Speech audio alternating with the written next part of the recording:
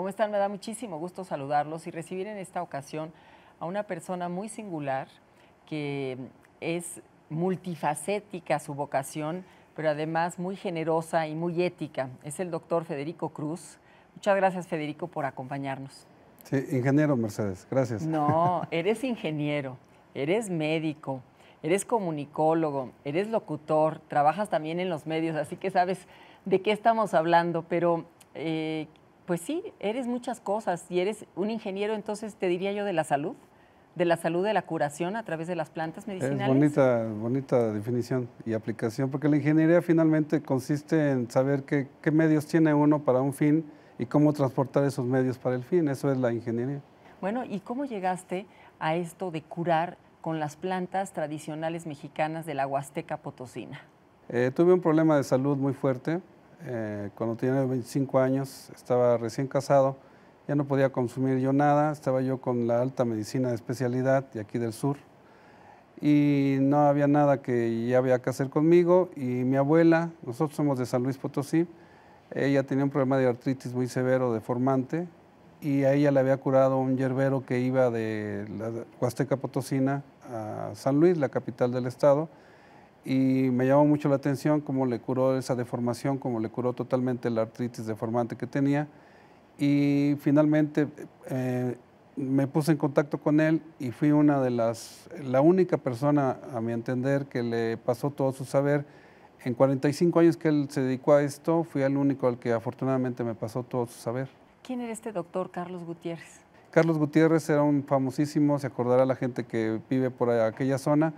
Mucha gente en todo el Bajío lo conoce. Él era una persona de campo, pero con mucha aptitud para reconocer el problema en un ser humano y saber qué hierba le parecería, porque la Huasteca es un gigantesco laboratorio, es un gigantesco, por la gran temperatura que hay y la gran cantidad de humedad, hay mucha variedad de hierbas y la etnobotánica, el grupo étnico que estaba ahí alrededor, supo emplear bastante bien las combinaciones de las hierbas para lograr un fin.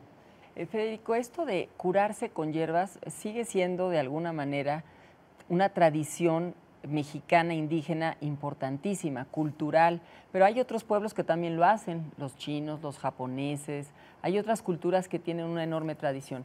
Tú has buscado que sea reconocido médicamente en el nivel justo y estás ahorita iniciando una lucha muy noble y muy importante, que es que la UNESCO reconozca a la medicina herbolaria mexicana como patrimonio cultural mundial de la humanidad.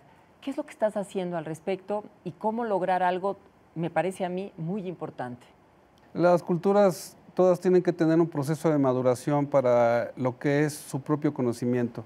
Sí. La medicina occidental está bastante avanzada. Yo soy de los primeros que, en cuestión de investigación, no tengo por qué negar lo mejor que ha logrado la medicina alópata, pero también hay otro tipo de medicina, en este caso hablando de la herbolaria, que tenemos que tener ese ayornamiento, esa ponerla en forma para el individuo que está en una ciudad, como por ejemplo en este caso México, del Distrito Federal, que tiene que tener toda la cantidad de sabiduría aplicada para que pueda ser una persona que viva en un medio tan demandante de tiempo como la Ciudad de México, a diferencia de la persona que vive en el campo, en la playa y puede tomar este mismo tipo de tratamiento.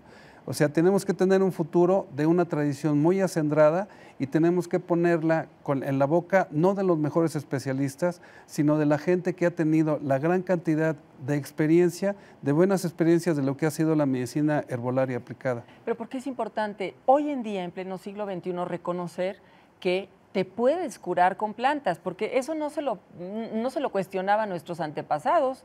Se curaban con plantas y de hecho pues hay documentos importantísimos, códices como el de Fray Bernardino de Sahagún, el Vadino, otros, o sea, que retrasan esa tradición mexicana que los españoles admiran verdaderamente, la diversidad de plantas, cuando Moctezuma con este jardín de Oaxtepec, sí.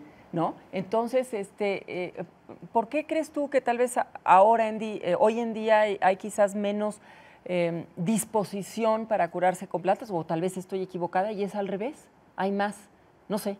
Nosotros tenemos como país una gran variedad de plantas medicinales, que eso es lo fundamental.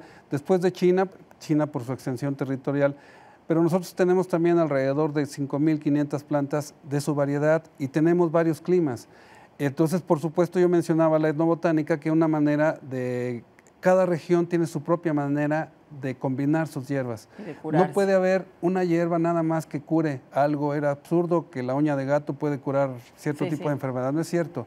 Tiene que ser a través del día, tiene que ser ciertas combinaciones, y eso es respetar una cultura que la conocían muy bien las abuelas y las tías abuelas, porque ellas sabían, todo mundo en México probamos un té que nos dio la tía abuela o la abuela para un problema que teníamos en la niñez. No es la tradición. Inglaterra tiene su tradición de las 5 de la tarde para su té. Nosotros tenemos la combinación de los tés para un padecimiento, para un mejoramiento de la salud. Sí, ahora tú combinas la medicina herbolaria con tus conocimientos médicos de la lectura del iris. Eres iridólogo también. Entiendo que también en la Huasteca Potosina conoces a un médico americano, Jerry Lynch, y él te abre los ojos a ese saber. ¿Cómo combinas lo que el ojo dice del cuerpo humano con la psicología o la percepción del estado anímico y de la situación física? ¿Cómo haces una lectura, digamos, de un diagnóstico médico? En pleno siglo XX tenemos una manera de entender lo que es la medicina, hablo de Occidente. Lo que es la medicina alópata, una cosa era el mundo occidental y otra cosa el mundo oriental, cuando existía todavía el socialismo y el comunismo. Las universidades de lo que era la cortina de hierro enseñaban a los médicos a curar con el agua, a curar con el barro, a curar con las plantas, y eso era una manera de entender también porque la iridología la enseñaban a nivel de facultad.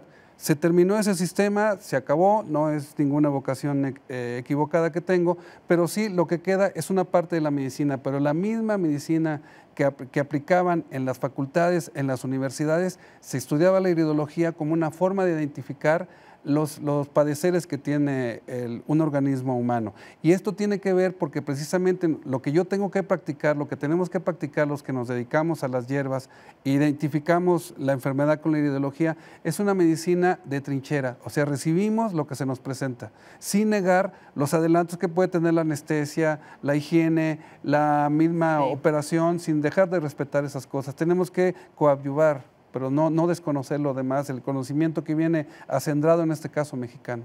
¿Y por qué crees que es importante preservar esa tradición cultural en niveles ya de valoración mundial, con instituciones como la UNESCO, que no se ha dado todavía en México eso? Porque tenemos unos retos para el futuro bastante fuertes. Hay los tratados comerciales, las cosas que se tratan como comercio. No puede ser la salud una simple suma de beneficios y costos. No puede ser, tiene que responder a una manera de ser del mexicano. Tenemos que tener una fuerza espiritual que está muy acendrada en lo que hemos sido como mexicanos. No puede ser nada más que viene una crisis del sistema capitalista y ya de pronto la medicina X ya se subió al doble. Nunca bajan las medicinas. Si nosotros podemos, de alguna manera, que esa es una intención de la fundación que estoy promoviendo, que a la mamá mexicana enseñarle la manera en que puede tener su jardín medicinal en su casa, en su maceta, que puede, la combinación de hierbas que puede tener, eso es lo que persigo con la fundación. Que sea la mamá, con el poco tiempo que tiene de atención para los hijos, sepa que antes que ir a la farmacia también puede ser una medicina de trinchera, las hierbas, que puede parar un problema de infección con un problema de fiebre, lo puede parar perfectamente en casa. Tú tienes un lema que es sonríete. Entonces es sonríete a ti mismo y sonríe a través del té, que son las infusiones que te haces con las hierbas. ¿Cómo se te ocurrió esto? Porque también la sonrisa es parte indispensable para vivir. Porque te das cuenta cuando se hace un buen diagnóstico, aparece una sonrisa y lo hacemos espejo a espejo, tanto el que está enfrente de mí como yo, siempre es una satisfacción, es un relajamiento que tenemos porque fue acertado lo que dije y en un tiempo X, que lo puedo señalar afortunadamente, recibirá el beneficio de lo que es el tratamiento de las hierbas. Pues te agradecemos muchísimo, Federico, te deseamos mucho éxito en esta cruzada intelectual que has emprendido para que precisamente la medicina herbolaria mexicana sea reconocida como se deba y que esta tradición continúe y perdure de generación en generación, porque es cierto, es un siglo muy convulso en muchas cuestiones y pues tienes un remedio en la casa, también lo tienes inmediatamente en tus hierbas. En la medida en que gente como tú, con tu quehacer extraordinario que has tenido a través de toda tu vida y te des cuenta que esto vale la pena, eso me da y nos da a la gente que estamos organizando esto de la sociedad civil para poder hacer nuestra fundación. Te lo agradezco. No, yo te agradezco a ti. ¿Y pues te pueden encontrar dónde? El teléfono es 55 71 87 60 o si no se meten a las redes en Sonríete, estoy ahí en todas las redes. Bueno, pues ya saben, si quieren un diagnóstico diferente y reflexionar sobre ustedes mismos y qué hacer para estar mejor y tener una vida de salud, de bienestar, esta es una opción ancestral mexicana. Muchas gracias, Federico, y gracias a ustedes por su tiempo y su atención. Nos vemos en la siguiente charla. Hasta entonces.